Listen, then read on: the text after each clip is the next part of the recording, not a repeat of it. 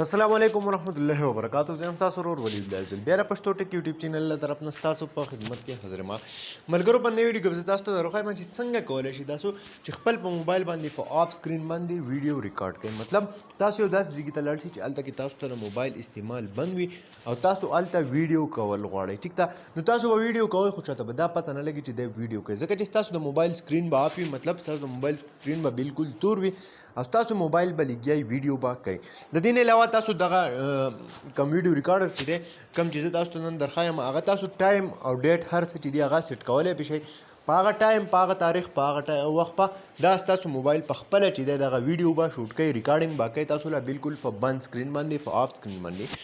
نو ویډیو تر اخره پورې وګورئ، ویډیو سکپ کوئ مه، خو دې نه مخکې تاسو ته یو وړوکی شان عرض کوم که تر اوسه پورې تاسو زموږ پښتو ټک یوټیوب چینل نه سبسکرایب کړی دا سبسکرایب کړئ او خوا کې د غنټۍ نشان هم کلیک کړئ چې زموږ نوي ویډیو تاسو ته په وخت باندې در رسي.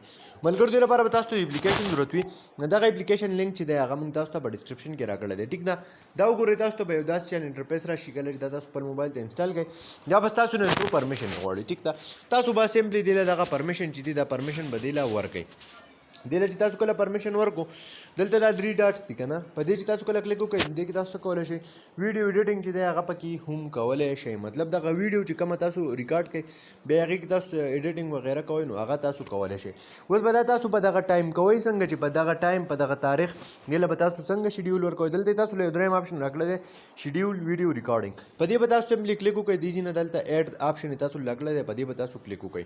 نو دلته تاسو وګورئ ویډیو شیډیول سټارټ ډیټ، مطلب چې په کم تاریخ باندې په کم ورځ باندې ته ویډیو کول غواړې نو هغه به ته څه کوې د دې ځای نه به سلیکټ کړي کم تاریخ ستا خوښ وي. ټیک ده، بیا دغه شانتې کم ټایم دی هغه ټایم به ته له دې ځای نه سلیکټ کړي په دغه ټایم دی زما د موبایل کې ویډیو ریکارډ شي شوټ شي.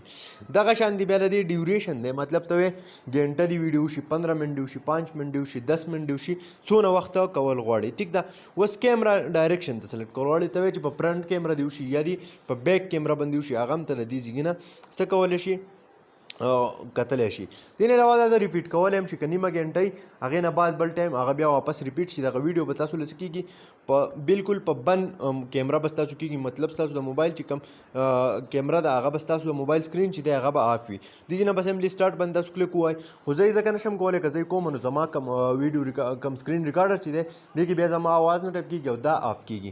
نو دا ډېره اسانه طریقه ده، په دې تاسو په هر ځای کې ویډیو وکړئ هېڅ چاته به هم پته نه لګي چې دا زما شوټ وکړو، مطلب زما ویډیو ده ریکارډ کړه. نو دا نوې ویډیو ډېره ښکلې ویډیو ده، امید لرم چې خوښه شوې به وي. که خوښه شوې وي لایک یې کړئ، چینل سبسکرایبول مه هېروئ، د ملګرو سره یې شیر کړئ. تر بلې ویډیو د خپل ځان ډېر زیات خیال ساتئ. د خدای په امان.